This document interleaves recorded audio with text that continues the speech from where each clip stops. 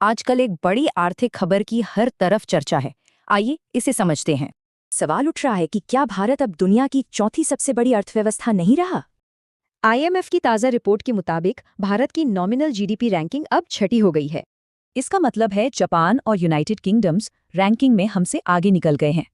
तो क्या इसका मतलब ये है कि हमारी अर्थव्यवस्था मुश्किल में है? नहीं, बिल्कुल नहीं। असल कहानी तो कुछ और ही है, और थोड़ी जटिल भी। इस बदलाव के पीछे दो बड़ी तकनीकी वजहें हैं। पहला है रुपए डॉलर का असर। रुपया कमजोर होने पर डॉलर में हमारी इकोनॉमी छोटी दिखती है। तो ये सिर्फ करेंसी का उतार चढ़ाव है, अर्थव्यवस्था के प्रदर्शन का मुद्दा नहीं। लेकिन असल तस्वीर तो ग्रोथ रेट देखने पर साफ होती है। रैंकिंग के बावजूद भारत दुनिया की सबसे तेजी से बढ़ती प्रमुख अर्थव्यवस्था बना हुआ है। लेकिन पैसे से असल में क्या खरीदा जा सकता है, ये जानना भी तो जरूरी है। इसे समझने के लिए परचेजिंग पावर पैरिटी यानी पीपीपी को देखा जाता है। और पीपीपी के हिसाब से देखें तो भारत दुनिया में तीसरे नंबर पर है।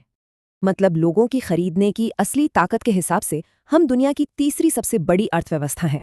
एक्सपर्ट्स का मानना है कि ये गिरावट कुछ ही समय के लिए है और भारत की अर्थव्यवस्था का भविष्य काफी उज्जवल और मजबूत नजर आता है। तो सवाल ये है कि मजबूती का असली पैमाना क्या है? एक अस्थायी रैंक या फिर लगातार बढ़ती रफ्तार?